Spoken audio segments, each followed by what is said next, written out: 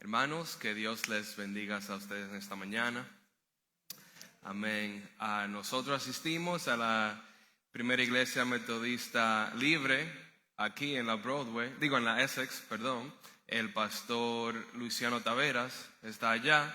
Nosotros, mi esposo y yo servimos. Yo soy la cabeza de educación de la iglesia y mi esposa, obviamente con 3 niños, cuando puede, toca el piano y es parte del grupo de alabanza.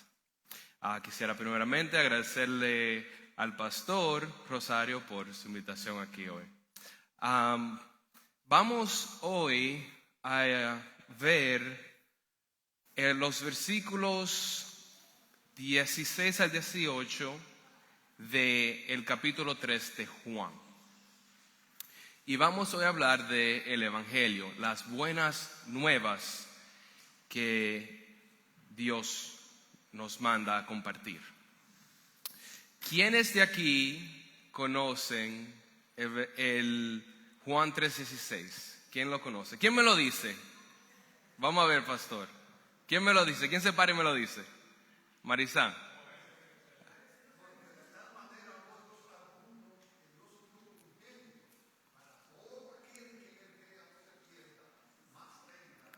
Vida eterna. Amén. Hoy en día muchas veces nos quedamos ahí en ese verso. Hoy vamos a ir un poquito más, porque Jesús aquí hablando, Él nos da más detalles acerca de lo que significa esto, de que Dios mandó a su Hijo unigénito para hacer sacrificio para la humanidad. Entonces vamos a leer empezando en el versículo 16 y dice: porque de tal manera amó Dios al mundo que dio a su Hijo unigénito para que todo aquel que cree en Él no se pierda, sino que tenga vida eterna. Porque Dios no envió al Hijo al mundo para juzgar al mundo, sino para que el mundo sea salvo por Él. El que cree en Él no es condenado, pero el que no cree ya ha sido condenado, porque no ha creído en el nombre del unigénito Hijo de Dios. Padre, en este momento te agradecemos por tu palabra. Te agradecemos por tu Hijo Cristo, Señor. Te agradecemos por ese sacrificio que tú hiciste en la cruz por nosotros. En este momento, Padre, yo te pido que tú estés aquí con nosotros, que tú nos abras el corazón para estar atento a tu palabra. Cualquier cosa que sea exterior de aquí, cualquier problema en este momento, ayúdanos a hacerlo al lado y enfocarnos hoy en día en ti y en tu palabra. En tu nombre oramos. Amén. Cuando yo estaba buscando en el internet ilustraciones acerca de Juan 3:16, de estas buenas nuevas que Cristo nos manda a compartir, vi algunos ejemplos que eran buenos. Por ejemplo, hay uno que dice que el Evangelio es como el hombre que está en un edificio que está en llamas, ¿ok? Y viene ahí un bombero representando a Jesús. Y entonces este bombero va a acudir a este hombre, y aquí es cuando el hombre tiene la decisión: ¿me voy con el bombero o no? Esa es una ilustración del Evangelio. Otra es quizás haya una persona o personas que estén en una barca y esta barca se está hundiendo, viene un helicóptero que le ofrece el salvavidas. Cristo es este salvavidas, entonces la persona tiene la opción de tomar el salvavidas o no. Estas ilustraciones son buenas, pero no nos dan una completa idea de lo que es el Evangelio en realidad. Y para nosotros conocer más profundamente qué es lo que falta de esta ilustración, queremos ver las mismas palabras de Jesús en los 2 versos que pasan antes del versículo 16. Entonces queremos aquí leer el versículo 14 y 15 para ver qué es lo que le falta a estas ilustraciones que nos ofrecen las personas por el internet. O sea que Juan 3, 14 a 15 dice: y como Moisés levantó la serpiente en el desierto, así es necesario que sea levantado el Hijo del Hombre, haciendo referencia a Jesús, para que todo aquel que cree tenga en él vida eterna. Aquí Jesús le está hablando a Nicodemo. Nicodemo era un rabí. Él era alguien que no solo estudiaba las escrituras del Antiguo Testamento, pero él la enseñaba. O sea que el contexto de Moisés, Nicodemo lo conoce muy bien. Y para poder entender qué es lo que Jesús aquí está diciendo, tenemos que entender lo que estaba pasando en este momento con el pueblo de Israel y Moisés. Cuando Jesús hace esta referencia, ya el pueblo de Israel ya casi llega a terminar el camino que tienen en el desierto. Ya casi llegan los 40 años que ellos iban a pasar en el desierto. Antes de llegar a la tierra prometida, tienen que pasar por la ciudad de Edom. Entonces ellos no simplemente pueden pasar porque es una tierra ajena. Si entran ahí, lo matan. Porque esa tierra no saben si son enemigos o no. Entonces Moisés decide mandar a alguien a Kadesh para que hable con el rey de esta ciudad. Entonces Kadesh va y le dice: yo, parafraseando, nosotros queremos pasar por esta tierra, no queremos problemas, no queremos ningún clase de conflicto, podemos pasar. El rey le dice que no. Moisés manda a otra persona para que de nuevo hable con el rey. Esta vez el rey manda un ejército y le dice: ustedes por aquí no van a pasar. Entonces, al pueblo de Israel no le queda ninguna otra opción que ir alrededor de esta ciudad. Y al camino, los israelitas empiezan a quejarse de Moisés, a quejarse de Dios por este arduo caminar que le ha tocado a ellos. Y dicen lo siguiente, dicen en Números: ¿por qué nos has sacado de Egipto para morir en el desierto? No hay pan, no hay agua y detestamos esta comida miserable. Quejándose de la provisión que Dios le había dado. Ellos aquí se están quejando que Dios lo había sacado de Egipto, a donde eran esclavos. Y aquí Dios les da su respuesta. Y antes de esto, si nos ponemos a pensar, hay muchas veces que en nuestras vidas esto nos pasa. En la realidad, quizás tú tienes tus casas, tú tienes tus niños, pero hay algo en el trabajo que te está agobiando o algún otro problema. Y solo por ese problema entonces perdemos el enfoque. Dejamos que esa mínima cosa afecte y nos quite el enfoque de todas las bendiciones que Dios nos ha dado. Nosotros tenemos quizá 2 semanas casi que el bebé de nosotros está enfermito con los dientes y la cosa. Y uno pasa su noche, tiene que levantarse a las 2 o 3 de la mañana, el niño llorando. Y muchas veces en esos momentos que estamos cansados, se nos olvida, hay personas que tienen sus hijos en el hospital. Hijos que han fallecido. Y el de nosotros lo que tiene es que le duele los dientes porque le está saliendo. O sea, es muy fácil para nosotros los humanos perder el enfoque y olvidarnos de todas esas bendiciones que Dios nos ha dado. Y ya ellos habían visto, el pueblo de Dios, muchos de los milagros que Cristo había hecho. ¿Cuáles milagros, si se recuerdan del Éxodo, iglesia, Dios le demostró? Díganme algunos. El Mar Rojo es uno de los que es más fácil. ¿Cuál otro?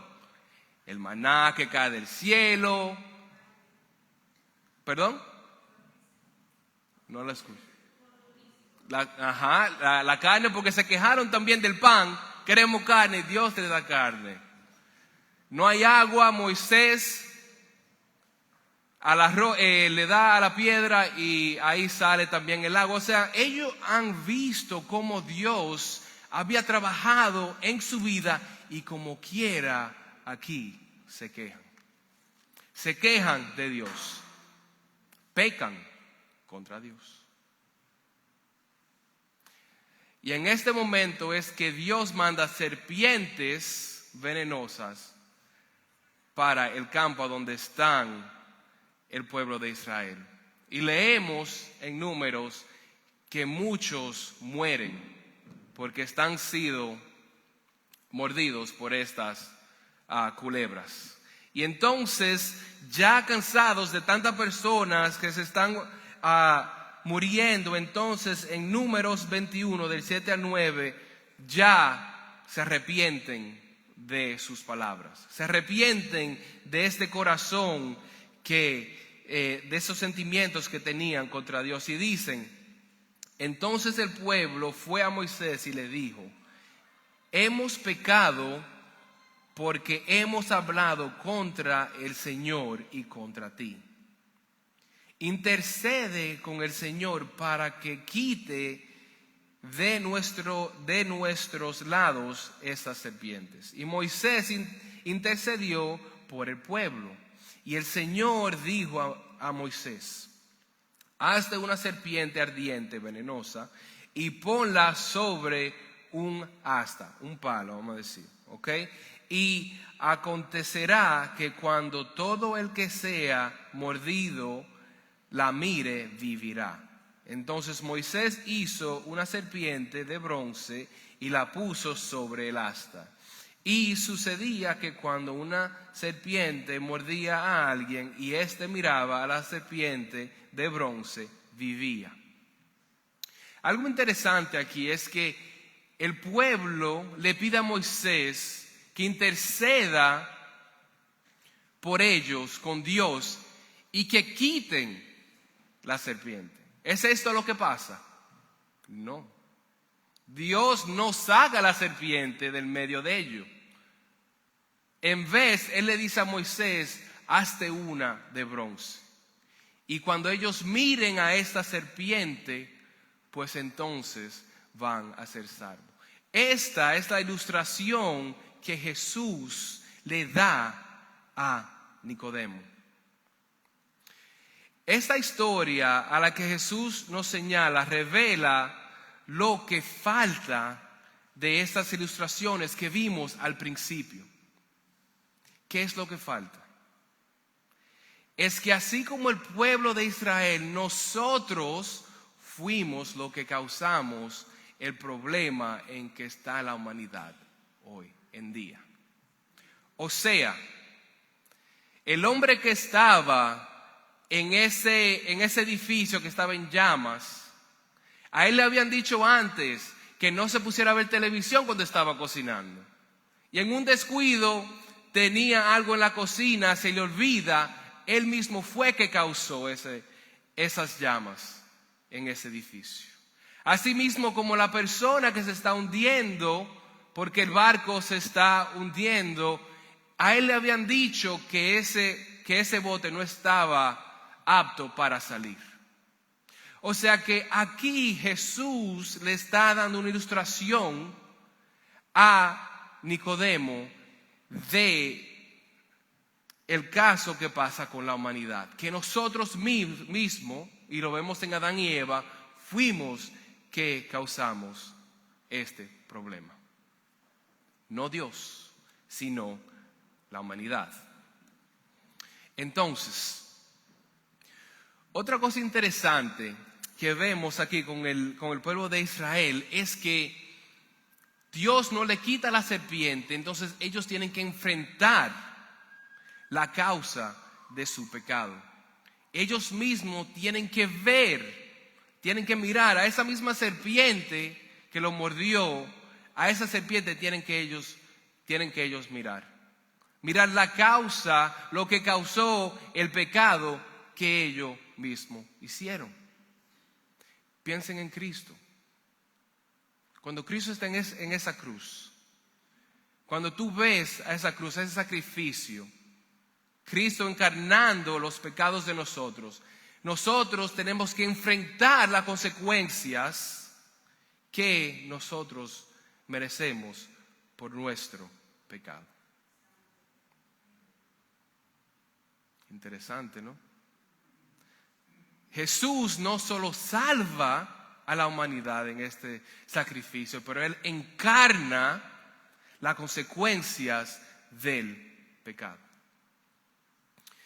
Isaías 52:14 dice, muchos, hablando de Jesús, muchos se asombraron cuando lo vieron.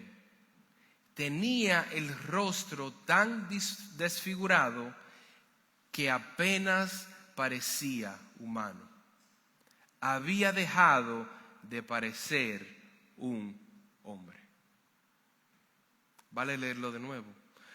Muchos se asombraron cuando lo vieron. Tenía el rostro tan desfigurado que apenas parecía humano. Había dejado de parecer un hombre. Todas las imágenes y estatuas que vemos de Jesús, que tú plenamente ves, le ves su cara, son falsas. Dice la Biblia, la profecía de Jesús, que tú ibas a ver la cara de Jesús y no ibas a reconocer que un hombre estaba allá arriba. Muchas veces hablamos del amor de Dios, de cuánto Él nos ama, pero pocas veces en verdad entendemos ese amor que Dios tiene por nosotros.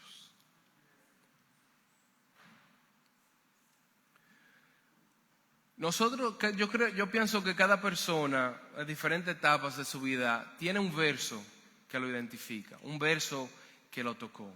Para mí este verso de Isaías yo estaba predicando sobre el Evangelio y el pastor sabe que cuando tú estudias, te estás preparando, los versos uno los lee muchas veces.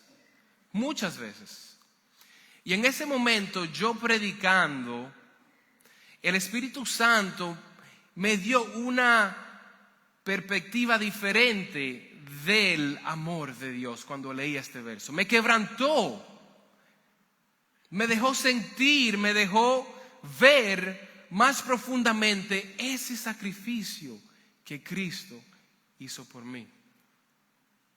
Un humano inocente, Dios, pero en ese momento humano también. Una persona inocente. La Biblia nos dice que no había pecado, no le había hecho mal a nadie. Y esa persona tuvo que ser torturado, tuvo que ser golpeado por mí. Y a veces no entendemos el amor de Dios, ese gran sacrificio, porque rehusamos ver quiénes somos nosotros como personas. A veces es fácil ver el sacrificio de Cristo, pero es difícil ver ese sacrificio a la luz de mis pecados. Es diferente cuando yo me pongo a analizar mis errores, mis pecados, y entiendo y veo ese sacrificio de una persona que no lo merecía.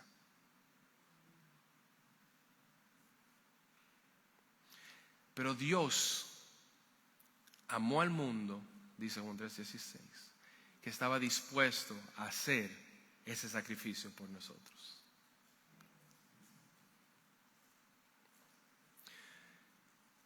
Juan 3:17 y 18 dicen: porque Dios no envió al Hijo al mundo para juzgar al mundo, sino para que el mundo sea salvo por él.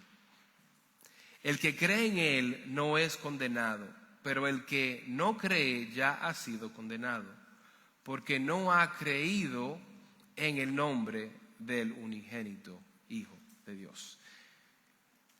Un poco confuso, estamos condenados, estamos no condenados, estamos juzgados o no. ¿Qué es lo que Jesús aquí nos está dejando decir o saber? Es interesante que aquí Jesús toma un momento para dejar claro que Él no vino a condenar. Él sabía que habían personas, judíos de ese tiempo y hoy, que iban a querer que este Hijo de Dios hiciera algo diferente, que quizás condenara a esas personas que quizás nosotros pensamos que no merecen la salvación. Incluso sus propios discípulos no entendían esto. Sucede que en un punto Jesús es rechazado de una aldea samaritana. Y esto pasa en Lucas capítulo 9 y dice que Santiago y Juan le dicen a Jesús: Jesús, haz que fuego descienda sobre esta aldea, porque te han rechazado. Y Jesús les tiene que recordar, les tiene que decir a ellos que el Hijo del Hombre no vino para destruir la vida de los hombres, sino que Él vino a salvar. Él lo deja muy claro. Él vino a salvar la humanidad, no a condenarla. Imagínese que hoy en día nosotros fuéramos fuera de aquí, de esta iglesia, de este templo, y solo el mensaje que teníamos para la persona es: tú te vas a ir al infierno. ¿Qué buenas nuevas son esas? No son buenas nuevas. Tú te vas al infierno. Es el mensaje que querían los discípulos de Jesús que Él diera. Pero ese no es el mensaje de la salvación. Ese no es el mensaje que Cristo vino a enviar, a dar. Las buenas nuevas es que Cristo vino a sacrificarse por el mundo para que tengamos vida eterna. Para que haya una oportunidad de que tú te arrepientas de tus pecados y puedas ser salvo. Él lo deja claro. Él no vino a condenar, vino a salvar. Ahora, Él deja algo también bien claro: que solo a través de Él se obtiene la salvación. Solo a través de Cristo, su sacrificio y resurrección, podemos obtener la salvación. Y es interesante porque muchas personas dicen: un Dios que ama a la humanidad, que ama a las personas, ¿Él en realidad mandaría o va a mandar a una persona buena al infierno? Viendo la vida de una persona, nunca mató a nadie, nunca le hizo un mal a una persona. ¿Dios en verdad mandaría a esta persona al infierno? Como que no es justo. Pero la Biblia dice que solo es a través de Cristo. Algo que tenemos que pensar, hermanos, es que cuando tú dices que una persona es buena, tú solo estás viendo ¿qué? Sus acciones, lo exterior. Tú no sabes lo que hay aquí. La Biblia nos dice que todos le hemos fallado a Dios. de alguna forma u otra. Y eso de salvación no se trata de tus acciones, no se trata de religión, no se trata de autojustificación, se trata de Cristo. Se trata de ese sacrificio que Él hizo en la cruz por nosotros. Hay personas que también dicen, pero ¿por qué Jesús? ¿No pudo Dios hacer esto de otra forma?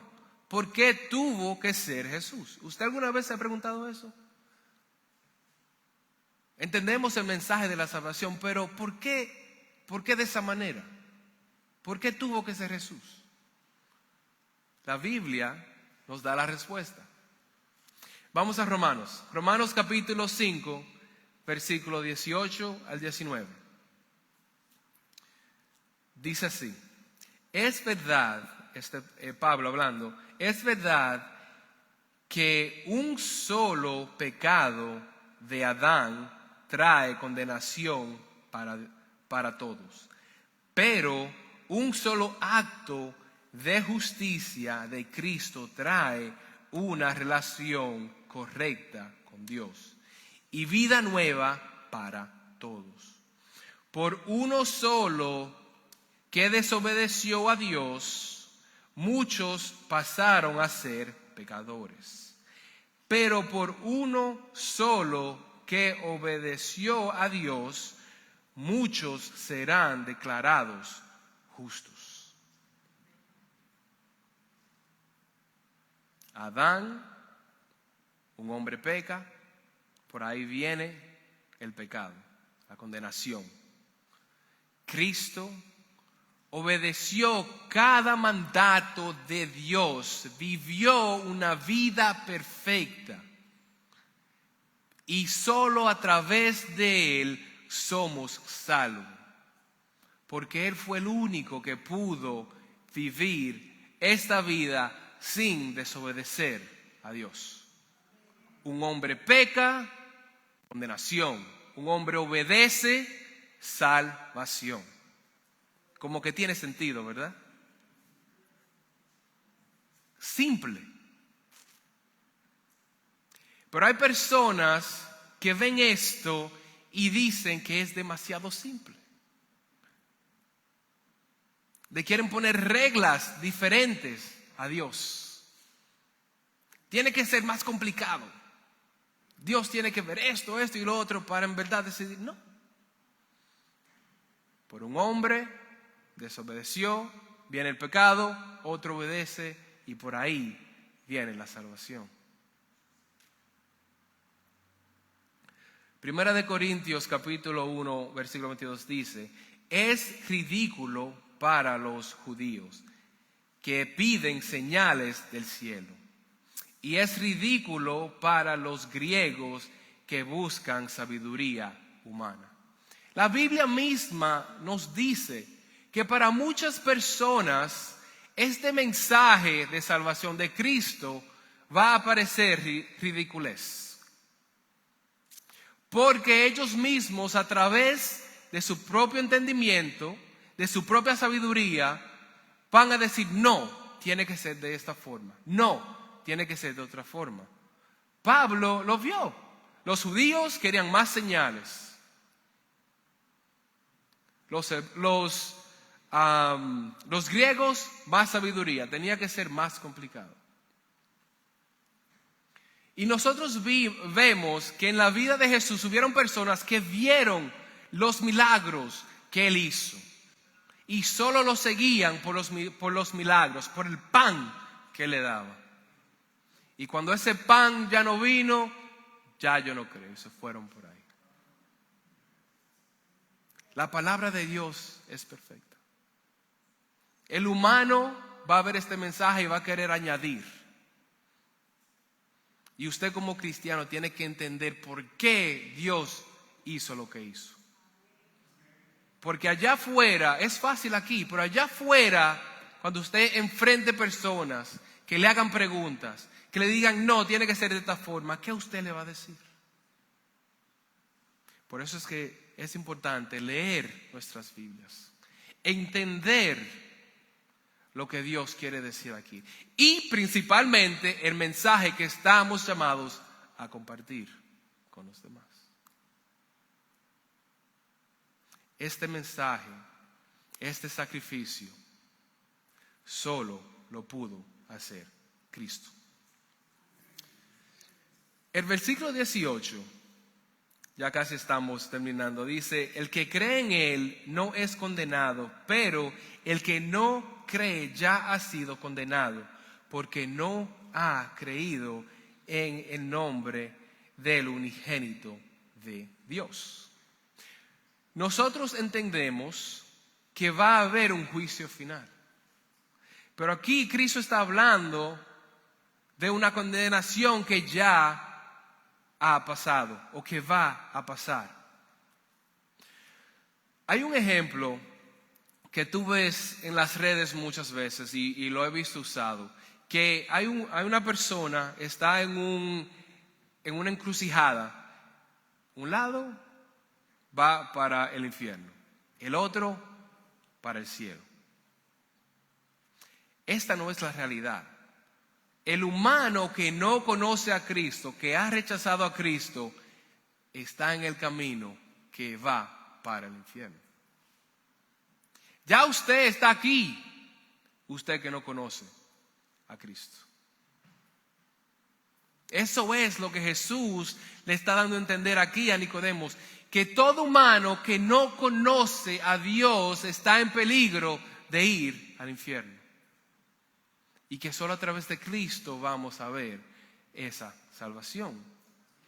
Y parte de la pregunta que nos tenemos que hacer hoy nosotros es: cuando yo estoy afuera compartiendo el Evangelio, lo estoy haciendo con el entendimiento que esa persona que no conoce a Cristo está yendo directo al infierno. Y yo me pongo aquí porque para mí a veces eso no siempre está al frente de mi mente cuando le estoy hablando a alguien de Cristo. Y por eso quizás es muy fácil en una conversación: ok, no, tú piénsalo y yo me voy de mi lado. Pero tenemos que tener y siempre pensar: esta persona que tú conoces, que tú amas, un amigo, un familiar que no conoce a Cristo, va a ir a una eternidad separado de Dios. Porque solo por Cristo obtenemos vida eterna. Solo por Él, solo por aceptar, arrepintiéndote y aceptar el sacrificio que Él hizo en esa cruz, es que Dios te va a dar una vida nueva. En la eternidad con Dios no va a haber pecado. Tenemos que ser nacidos de nuevo.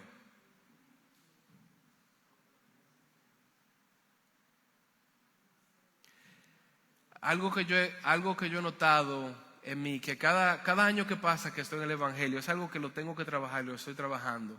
Se me hace más y más difícil salir y evangelizarle a la persona y hablarle de Dios. Porque en estas 4 paredes es cómodo. Cuando yo le hablo de Moisés, usted conoce quién es Moisés. Cuando yo le hablo del maná, amén, saben quién es el maná. Por una persona que nunca ha estado en la iglesia, que no sabe nada de Dios, que te va a hacer pregunta tras pregunta, que te va a decir que Dios no es justo, es difícil tener esa conversación. Pero ese es el mandato. Este es el mandato de la iglesia: ser luz en un mundo de oscuridad. Cuando usted vaya allá afuera, lo estamos equipando, cuando usted vaya allá afuera y le habla a la persona de Dios, muchas personas le van a decir a usted que Dios no es justo. Él no es justo, ¿por qué? Porque Él creó a esta humanidad y Él, siendo todopoderoso, está mandando a la mayoría al infierno. Si le dicen eso a usted, ¿qué diría? Parece un poco injusto, pero lo es. Hay gente que dice, no, pero para eso yo ni quisiera existir. Vamos a pensarlo, porque si tú estás aquí, tú existes, tú no sabes lo que es no existir. Ya tenemos problema. Problema número 1.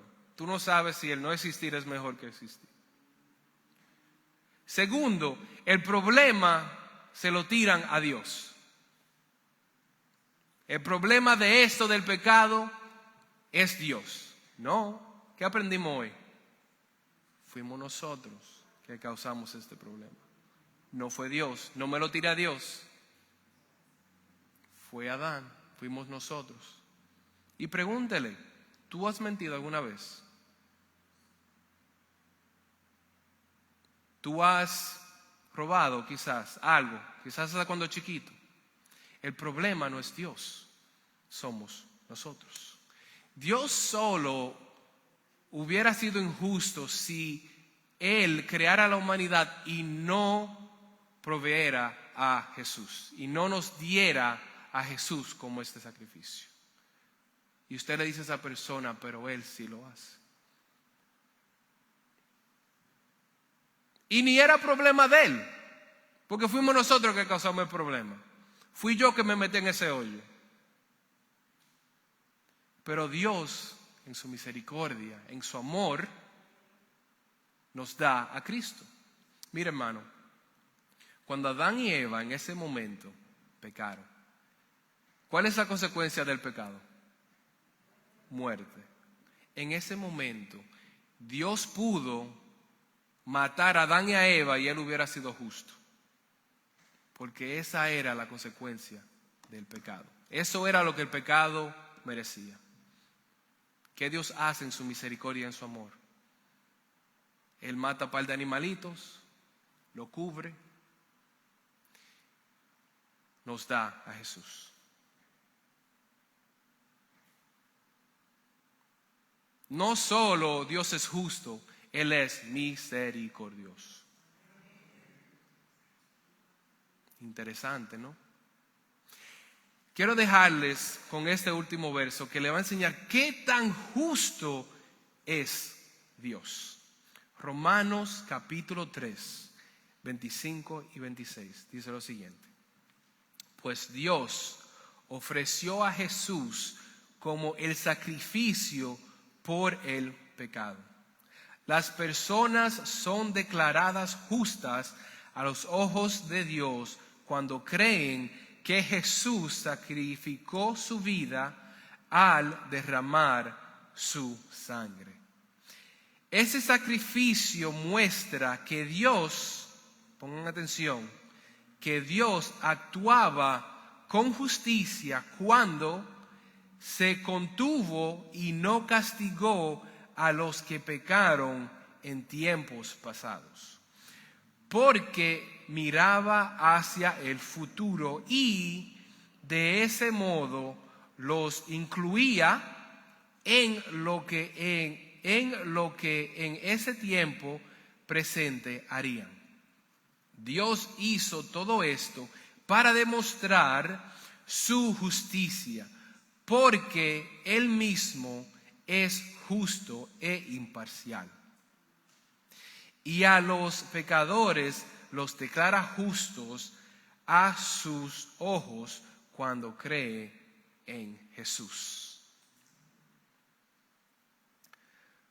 Alguien podría decir, oh, tú dices que tú tienes un Dios justo, pero si en ese momento cuando Adán y Eva pecaron y lo que merecían era la muerte, Dios no darle la muerte, entonces Él era injusto. Pero hasta esto Dios sabía que las personas iban a tener un pero. Y aquí Él nos da la respuesta. Dios nos da una tarjeta de crédito del banco de Jesús a estas personas que vivían en el Antiguo Testamento antes de que Jesús vino. Por eso es que decimos que Jesús pagó por los pecados no solo del presente, pero del pasado.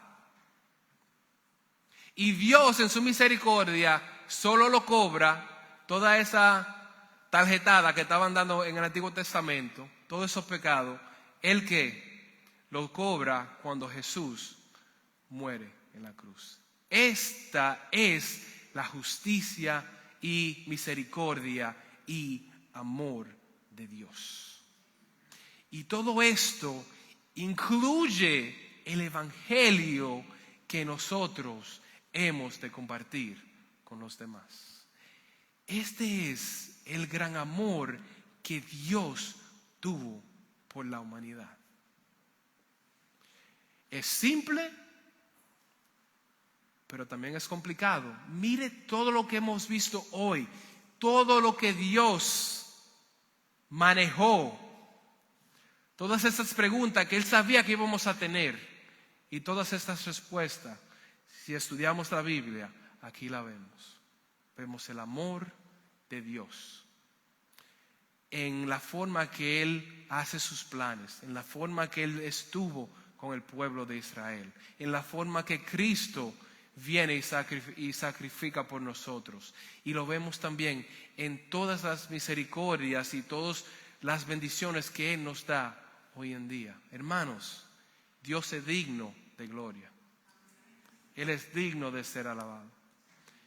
Y mi esperanza es que hoy en día usted haya entendido un poquito más qué tan grande y maravilloso es este Dios que servimos. Oremos. Amantísimo Padre, te agradezco, Señor, por tu Hijo Jesús. Te agradecemos por el sacrificio que Él hace en la cruz por nosotros.